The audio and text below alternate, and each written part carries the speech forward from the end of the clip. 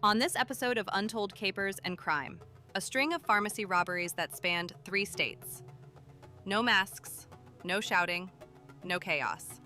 Just precision, patience, and a man who turned controlled substances into controlled profits. His name was Richard "Script" Davis, a former pharmacy tech who, by all accounts, looked more like an auditor than a criminal. This is the story of the Script Crew, a crew so organized investigators said it ran like a business. Welcome to the show, Richard. Begin your story when you're ready.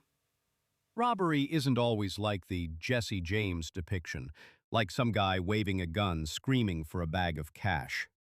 Sometimes it looks like a clipboard with the wrong numbers, a quiet nod to the wrong person, or a door that doesn't lock fast enough. I wasn't after money. Cash is noisy. It leaves a trail. What I wanted moved quieter. As a pharmacy tech, I worked behind that counter for 7 years. As an addict, I was going on 5. I knew which pills had value, which ones were monitored, and which bins nobody checked after 8 p.m. It started small. A friend of mine, Tessa, asked me to adjust a shipment once. 10 bottles here, 6 there. Easy. I did it at the beginning of a quarter, and nobody even noticed until the quarterly audit. By then, everything was long gone. Then, she asked, what if we take them straight from the source? And that's where the Script Crew began. They started calling me Script because I wrote everything down. Every plan, every schedule, every contingency. I'd walk into a store like I was doing a stock check. If you act like you belonged there, you did. It's different now, I'm sure.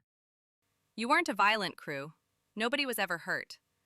So how does a man walk into a pharmacy, take what he wants, and walk out without a single scream or broken window? I knew the blind spots, the security delay, how long the alarm took to dial out. I built a map of our whole route, 6 stores across 3 states. I called it the perfect trail. We hit each one in less than an hour. No weapons, no shouting, just rhythm. The first real job was in Fairview. We pulled 33 bottles of OC and a case of patches, the stuff they only give to cancer patients in their last days. I labeled them with fake distributor codes before we even left the parking lot. It felt surgical, clean. I told myself it was redistribution in the beginning. They'd hit the streets anyway to the same people. But really, it was theft with better paperwork. Later, that would become clear. You called it running a business. It sounds like you built something precise, almost procedural. Who were the people that helped you make it work? Tessa drove. She was ex-EMS, cool under pressure, and could handle a van like a pro since, well, she was one. Junior was muscle, but not really. An extra set of eyes and hands, but not good for much else. Quiet as a monk, never said a word during the jobs. He'd just carry the duffel and keep his head down. We hit Rolla next. I remember it because the pharmacist had this old Labrador dog lying behind the counter. The dog didn't even bark. It helps to throw him some dog treats. We walked in like a shift change. I asked for a controlled pull from Cabinet C, and she froze. I just said, "It's okay, corporate audit." She stepped aside. I took what I needed, and we left. She must have known. She didn't even press the alarm until after we drove off. I'm guessing a memo went out to do exactly that. We weren't stupid, but we pushed it too far. Junior got greedy around Job 4, a pharmacy in Lebanon. He stuffed some Fenny patches into his coat pocket. That wasn't part of the plan. The next week, a kid in Carson City overdosed, and those patches had matching batch numbers. That put the heat on. I told him no more side grabs, but it was too late. He nodded, but I knew he was going to keep doing it anyway. By the time we hit the 5th store, things started to slip. Tessa was running 2 sets of books for us, one for sales, one for payments. She'd cash out through prepaid cards and drive them across state lines. One night she took a deal in KC without me. I vet everyone, and she's a trusting fool. Her buyer?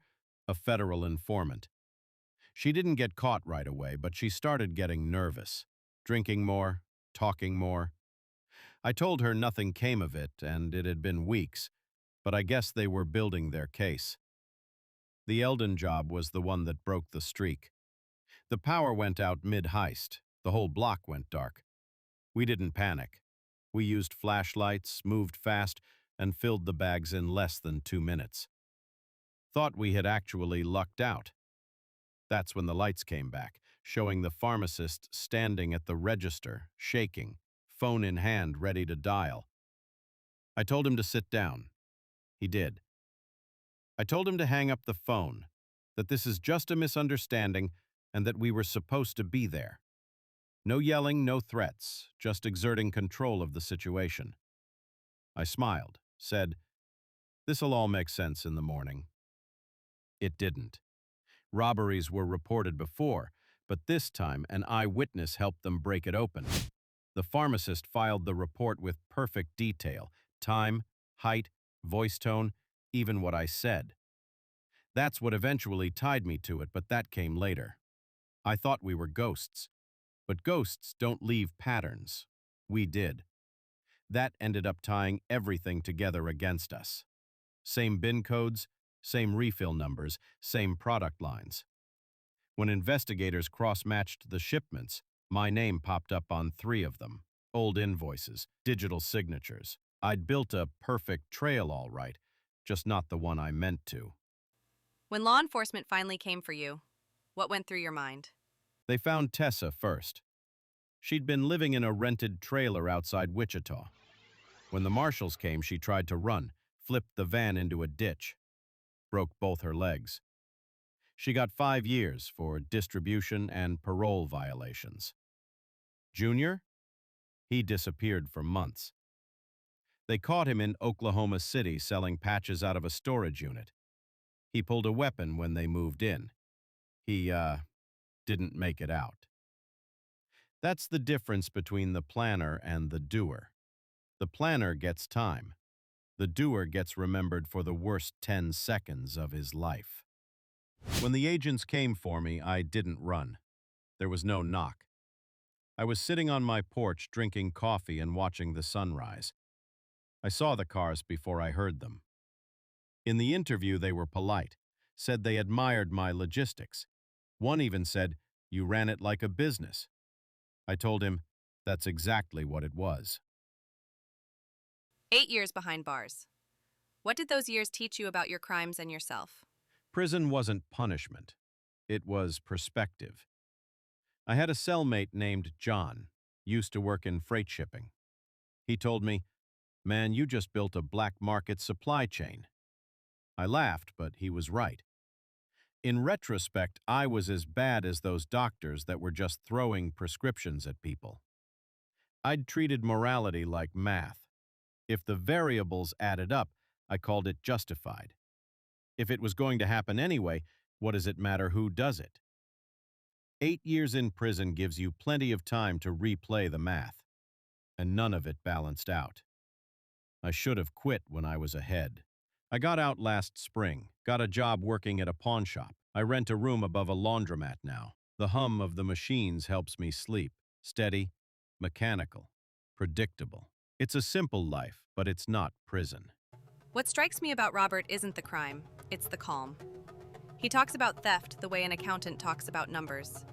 No drama, no excuses, just process. You can hear it, buried in his rhythm. A mind always calculating. The voice of a man who mastered systems and lost some empathy inside them. He called it redistribution. The courts called it conspiracy, fraud, and theft. In the end, his plan unraveled the same way it was built, one quiet transaction at a time. Tessa never fully walked again. Junior's name ended up on a coroner's report. And Robert? He's free, but he's learning an all too familiar lesson for many of us. Freedom isn't the same thing as peace. This has been Untold Capers and Crime. Like, subscribe, and share, because somewhere tonight, another almost perfect plan is being written, and another episode in the process.